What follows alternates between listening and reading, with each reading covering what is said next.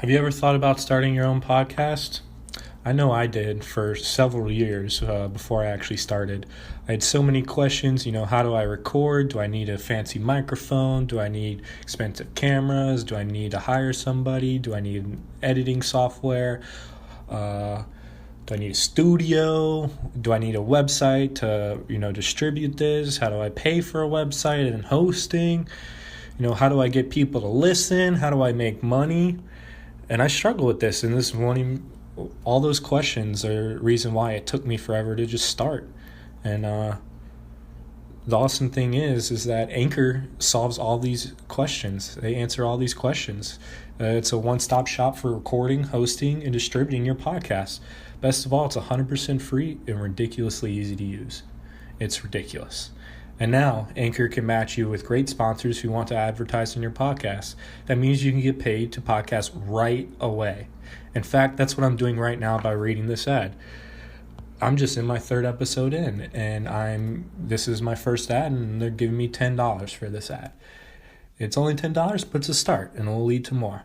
So if you always wanted to start a podcast and aim to make money doing it, go to anchor.fm/start. That's anchor.fm/start in order to join me and the diverse community of podcasters already using Anchor. Can't wait to hear you. Welcome to the Kyle Club. Roll up. Let's take a rip. Let me tell you the world is yours. Yeah, bish. Hello and welcome back. This will be Kyle High Club MMA episode number 10. I'll be discussing UFC Fight Night 149 between Alistar Overeem and Aleksei Oleinik. First off, before I get into this, I hope you enjoyed my little intro song that I had. I'm not much of a vocalist, as you can probably tell if you're listening to this. Very monotone. It's something I wanted to do, and I actually have a buddy that's working on, doing a better version, and he can actually sing. So yeah, that's in the works. But in the meantime, I'm just going to keep the one that I created with my shitty voice, just because I think it's funny. And if you don't like it, sorry. But not really, I don't care. This, as I said, this is UFC Fight Night 149. This will take place at the Jubilee Sports Palace in St. Petersburg, Russia. The prelims will be on ESPN2 starting at 10 o'clock in the morning, 10 a.m. Eastern Time, 9 Central or CST time where I'm at. And this is on 4/20, April 20th, 2019, Saturday, tomorrow. So wake up bright and early and catch these fights before you do anything on your Saturday. And, the fights will be over and you can go out Saturday night and celebrate. Main card will be on ESPN Plus starting at, mine says 12 o'clock p.m. at noon CST, so we'll be on 1 Eastern time. So right in the middle of the day. And I'm going to try something different for this preview episode, just because in the past I've gone from the very first fight and started there and worked my way up to the main card. This time I'll do it opposite, just because and I assume most people are casual fans, but just to enhance the episode and, enhance the experience for whoever's listening to this, to where, if you don't care about the guys on the prelims, then all right, that's, you're your own individual. You're allowed to care about whatever the fuck you want to care about and not care about. So those of you, and I'd say it's most people don't really care about the prelims. They just kind of care about the first few fights. So this episode I'll do a little something different and I'll start with the main event and go all the way down. And the main reason I'm going to do it with this episode is because since this is a fight card that's taking place in Russia, most of these guys are Russian fighters, and a lot of them are making their UFC debut. I'd say about half are. on this card. We have 12 fights, so that's 24 fighters. I'd say about 10 or so are making their UFC debut. And yeah, so I don't know most of these guys on the card, honestly. I probably can't even pronounce their names correctly. So I don't have too much background information about them. I didn't watch any I guess tape on the guys I didn't know, just because that would take me fucking all week. I still have a full-time job. I barely snuck in this minor research, before the fight's coming up. So yeah, this might be a reduced episode, but it's still an episode, and there's still some fights. And although I don't know most of these people, and will butcher most of their names, it still should be some exciting fights. Fights are exciting no matter what, no matter if you know who the guy is or not. Obviously, it's a little more entertaining if you know the guy and his backstory. But I like watching fights and learning something new, and watching guys I've never watched before, I've never seen before, never heard before, and they go out there in the cage and they fucking put it on the line, and gain my respect. It's not like they're trying to gain my respect, but just the fact that they go out there and put themselves on the line in the cage anyway is valiant, and I respect any man that does that, as I've said many times before, any man or woman. So yeah, just with that being said, let's just hop into it. So the main event is Alistar, the Demolition Man, the Overeem, Alistar Overeem versus Aleksei, the Boa Constrictor, Oleinik. Overeem's 44-17 in his career. Oleinik's 57-11-1. So both these guys have been fighting forever. They're both up there in age. I think Alistar's 38, if I remember correctly. I know Oleinik's 41 years old, so he's up there. Yeah, and Alistar's 38. He trains with the Elevation Fight Team out of Denver. His former Strikeforce and K1 champion. Since he's come over to the UFC, he's been 9-6. He won his last fight versus Sergey Pavlovich by first-round knockout back in November of last year. And before that, he had 2 losses in a row versus Curtis Blades from a third-round knockout. And, of course, when he fought Francis Ngannou, and Francis put him into orbit with that uppercut. That was a round 1 knockout. So after those 2 losses, he's kind of trying to jump back into the mix. Currently ranked 7. So if he gets a win versus a number ranked guy in Oleinik, he's back in top 5 contention. And Oleinik, if he gets the win, he probably deserves a top 5 fight after this. Oleinik, on the other hand, has 47 submission wins on his record, which is insane. He has 57 wins overall, so 47 of them are by submission. 10 others are either by, now he has 6 knockouts, so he has 4 fights by decision, 6 KOs, 47 submissions, which is just insane. I don't think I've ever seen a guy at the heavyweight level with jiu-jitsu and submission and grappling ability as Oleinik. He's superb, cream of the crop, best of the best, especially in the heavyweight division. Not too many guys can move around on the ground like him and are as slick and as good as cinching in chokes and other submissions. I think he obviously has 47 fucking submission victories, but most of them are by chokes, a lot of rear naked chokes, guillotines. He's got a couple of Ezekiels. He's actually got a bunch of Ezekiel chokes. Got some heel hooks thrown in there. Yeah, this guy's he likes to choke you the fuck out. And really,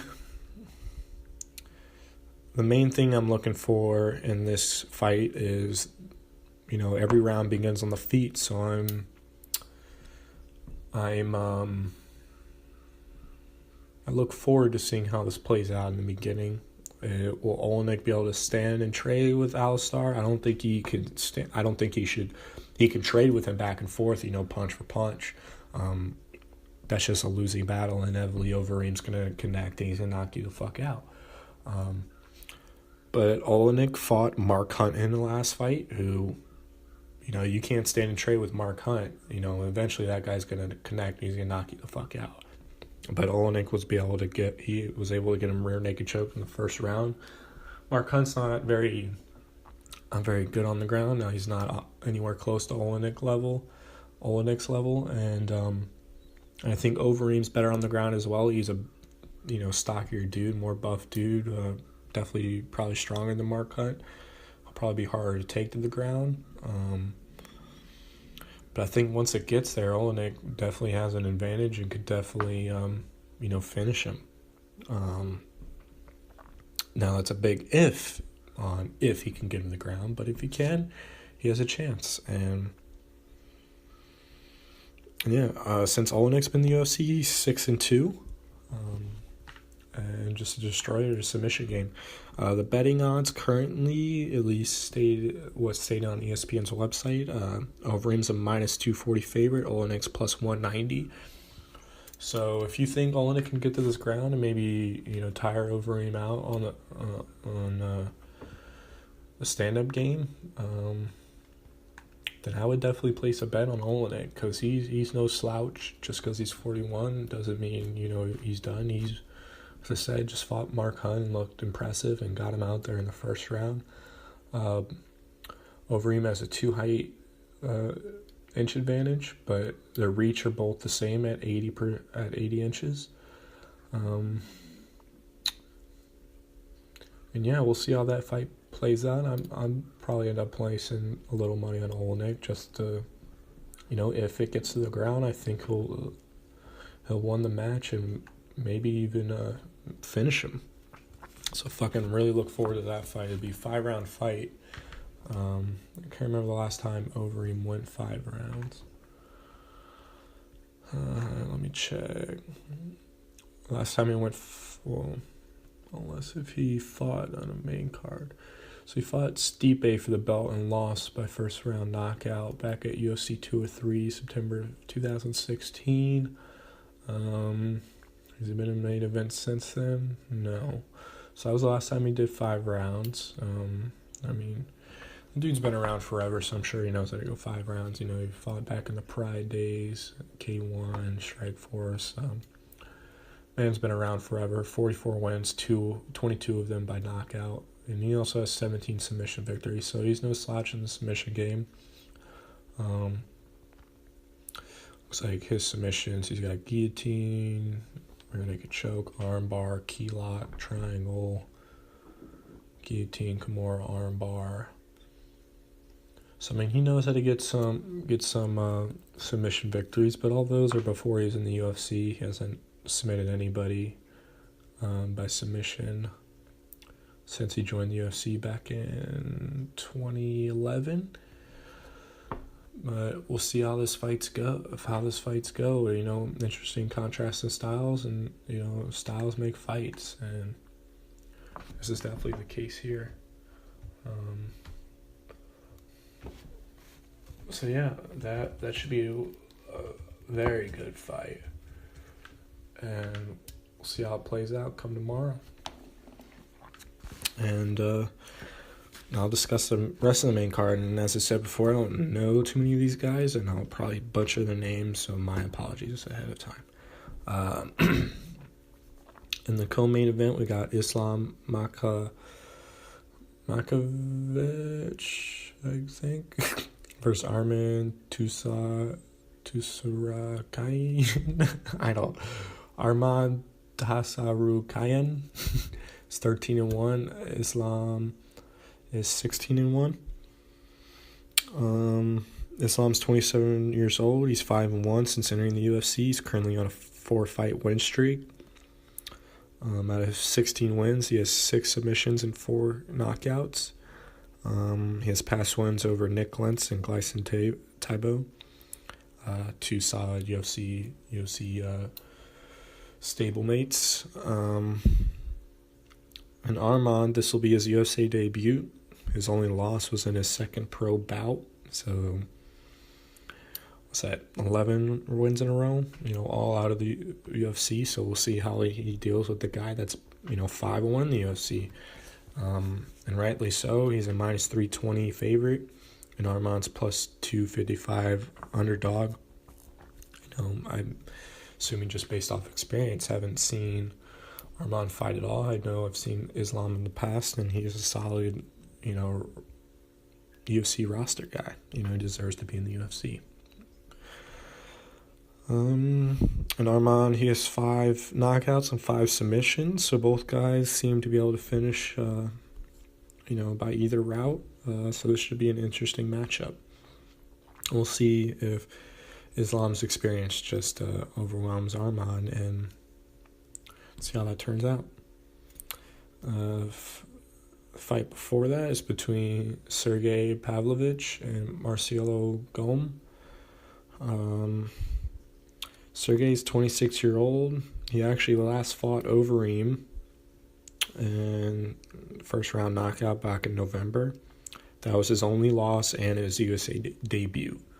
So he drew rough cards in his UFC debut. How do you draw Alistar Overeem in your UFC debut? That's insane. Of course, I ended up getting knocked out. But before that, he was undefeated.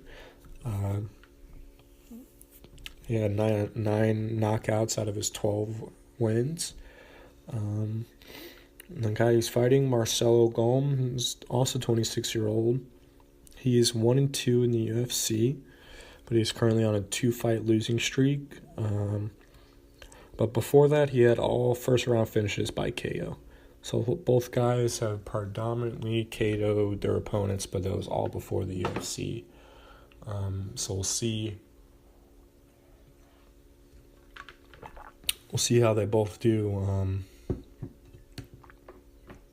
These guys are essentially, I don't know if they're fighting for a roster spot in the UFC, but they're new to the UFC, so, a win here could really give you some momentum and continue to stay on the roster and build up your fighter cred, since both guys are young fighters and, pretty earlier in their career. So look forward to that fight. Next fight before that is between Ivan Shitrikov, I think, I don't know, versus Devin Clark.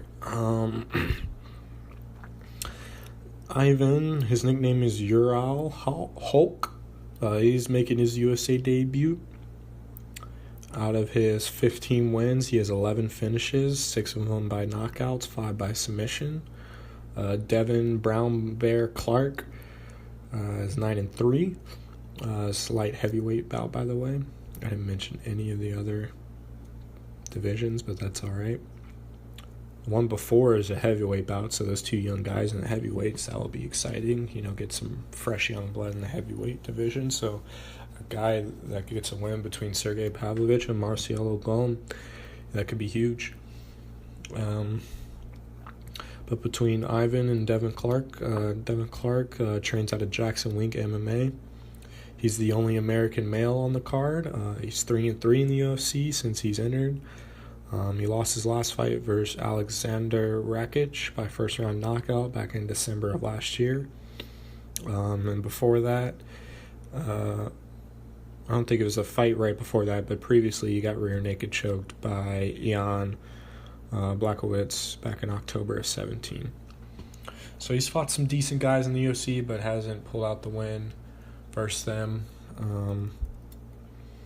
So we'll see how he's able to bounce back and see if he can get a win versus Ivan Shitrikov in his UFC debut.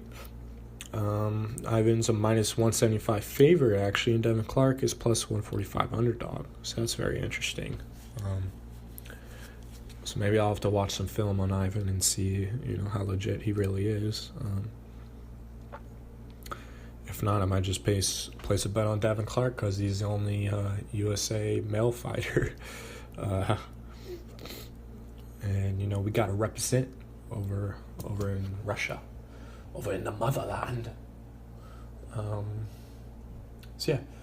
The fight before that is with Roxanne Mata Ferrari, who's the only other USA fighter on the card.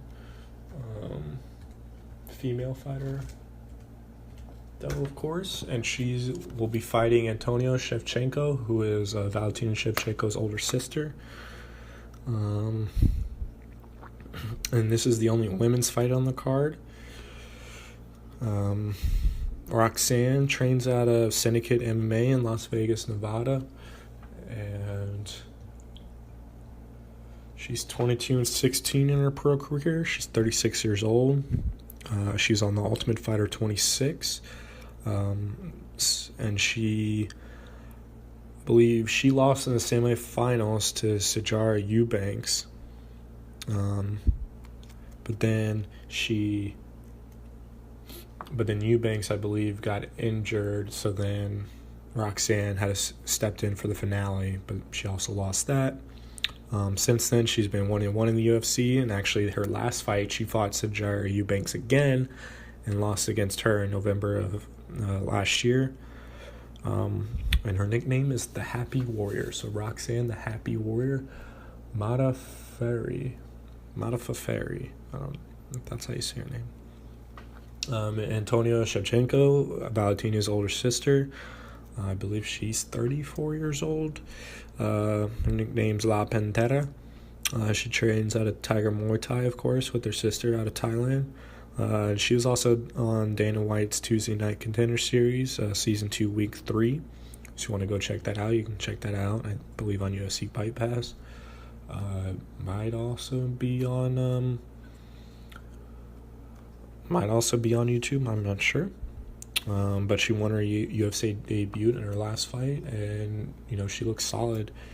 Looks like a solid fighter, and this is at the 125 new flyweights division. Roxanne's ranked number 8, and Shevchenko's ranked number 15, and of course her younger sister Valentina holds the belt right now. So that'll be interesting. Roxanne's plus 275 underdog, and Antonio Shevchenko's minus 350 favorite, which I definitely see it being the case, and I feel like she'll probably end up getting the win.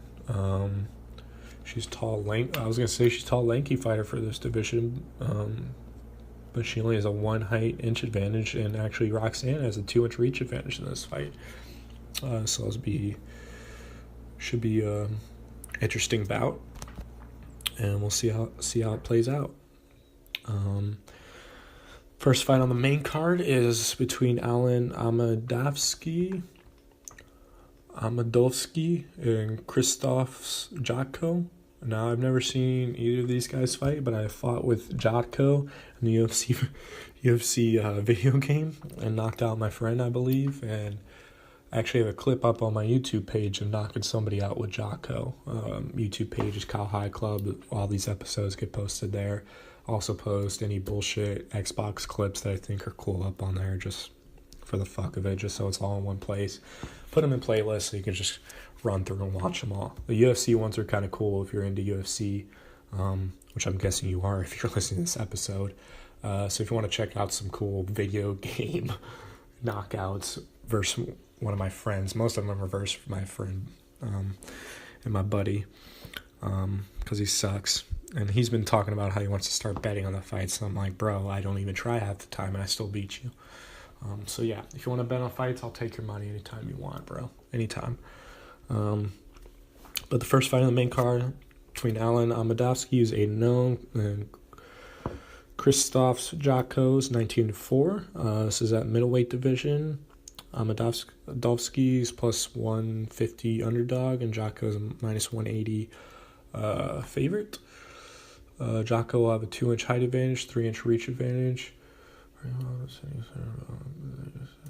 No. I believe this is Amadovsky's UFC debut. He's 8-0. He's all of his wins are by knockout. He has 6 in the first round, 2 in the second round. Yes, his UFC debut, and he actually fought in Bellator before this. 2-0 in Bellator before this. Which is probably the second best organization in the world. So he's fought some decent competition. That was good, the UFC, so we'll see how he goes in there versus a guy in Jotko who's had 10 fights in the UFC now. 6-4 in the UFC, but, that's the top flight competition. You're going to get some get some losses. And currently he's on a 3-fight losing streak versus, in order from Brad Tavares, who knocked him out in the 3rd round, Uriah Hall knocked him out in the 2nd round, and David Branch, who lost by decision. But Jocko trains at probably the best gym in the world, an American Top Team, and I'll see if he can bounce back versus a guy making his debut. So yeah, that's a good fight to start out the main card. The featured bout in the prelims is between Movsar Elovev versus Seong Woo Chu. I told you these names are going to be tough. Movsar's 10-0, undefeated. This is a 145 belt, featherweight bout. What are my notes for this one?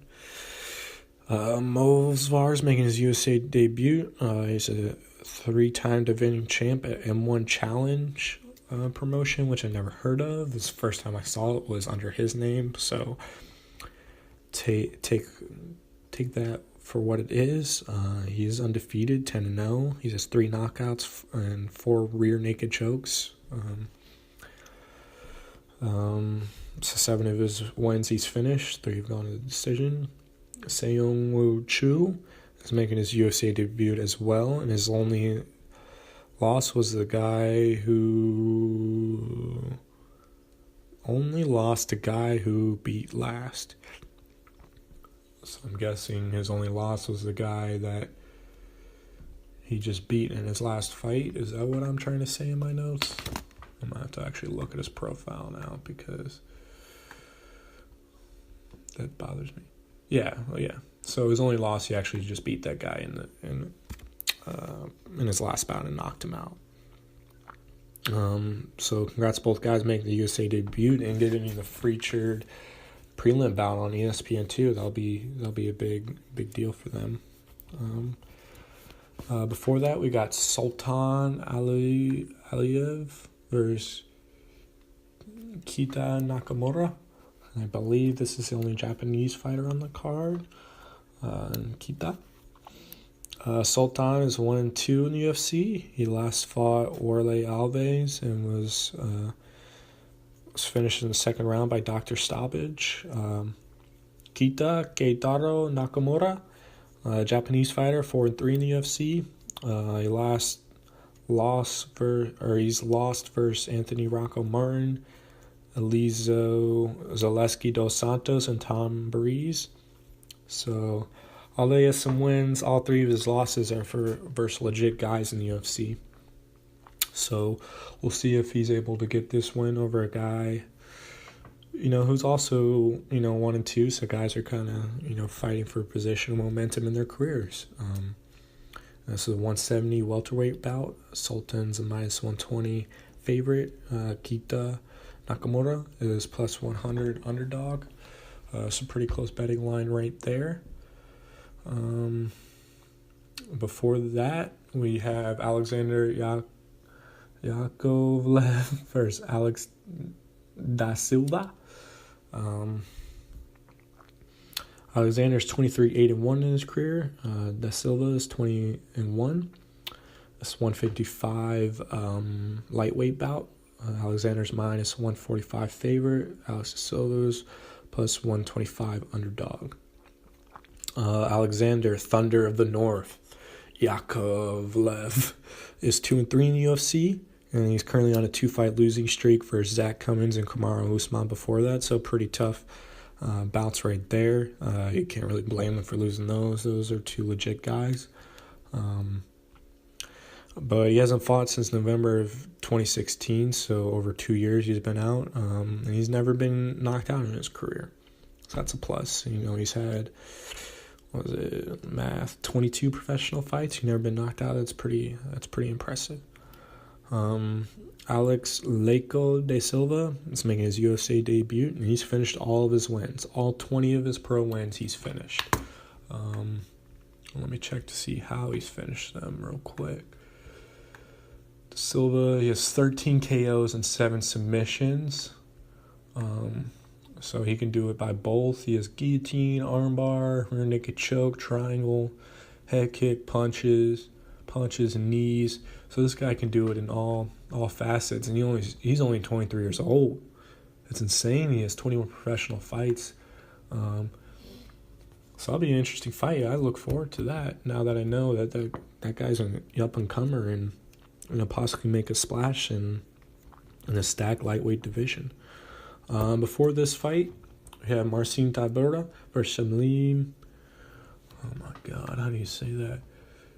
Shamil Abdurakhimov. Shamil Abdurakhimov versus Marcin Tybura. Tybura is 17-4. And I'm kind of surprised this isn't later in the card. Like, this should probably be the feature prelim or about to open up the main card. Because these are two ranked fighters, but they're kind of just in the middle here. They're just kind of randomly slapped in the middle, which doesn't make too much sense. But this is a heavyweight bout, number 10 in Marcin Tybura versus number 13, which I've never heard of, Shamil. So that goes to say how watered down the heavyweight division is, where the number 13th guy I've never heard of. It's not like I'm an expert on this, but I'm a pretty big fan, and now I'm actually doing podcasts and trying to analyze every fight before and after, and I've never heard of this guy, so should be an interesting matchup in the heavyweight division. Marcin's minus 145 favorite, Shamil's plus 125 underdog. Marcin Tybura is 4-3 in the UFC. He's won his last versus Steven Struve, then lost versus Derek Lewis before that, and for BC and Verdum.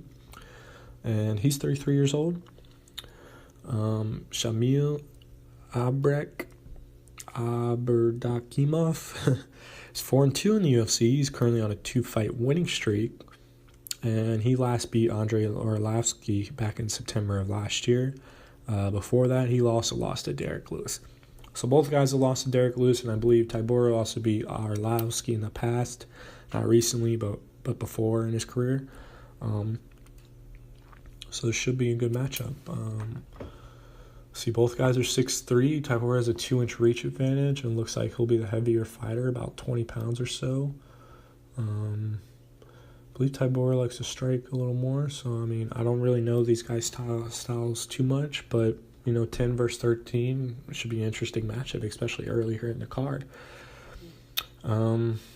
Before this, we got the second night of the fight versus, goddamn, these two names are gonna be hard to pronounce. We got Gadzi Murad Antigulov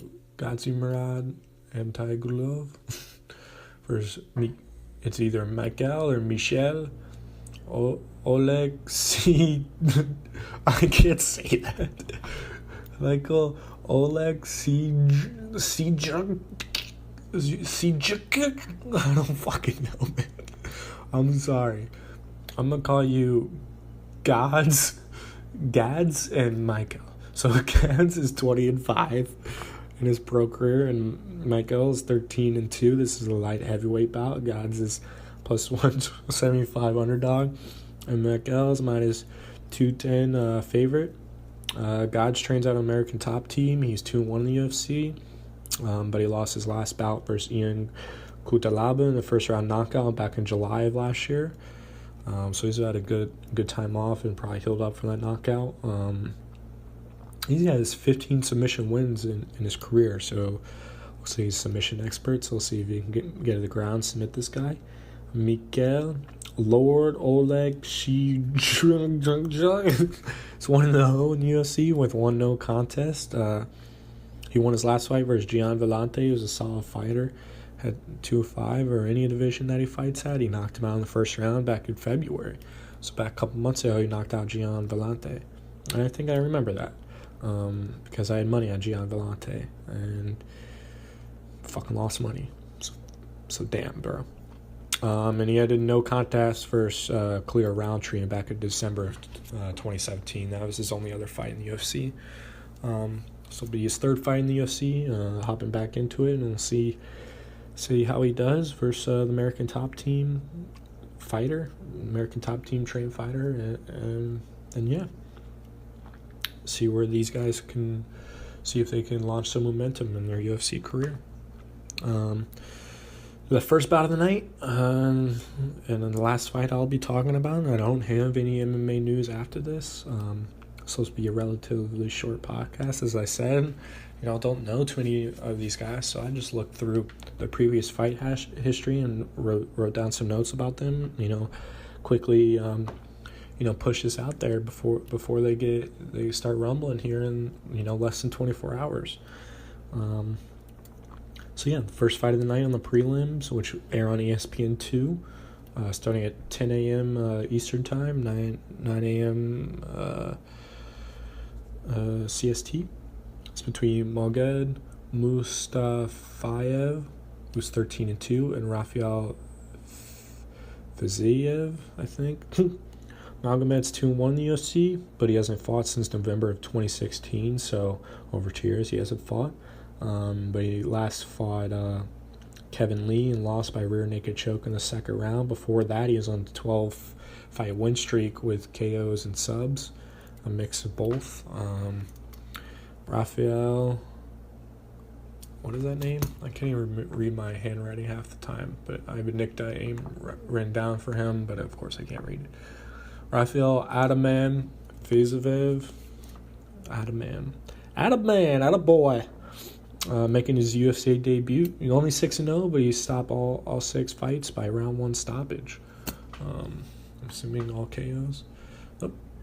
One rear naked choke, the rest KO/TKOs. This will be an interesting fight to start out the card, and that's really it for these fights.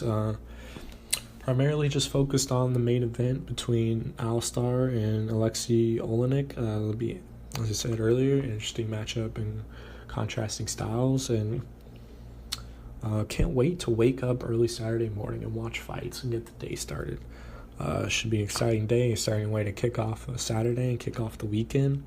I look forward to it, and I'm going to try to, I guess just a side note, I'm going to try to produce a regular Kyle High Club episode either by the end of today or during this week, and try to get that out there.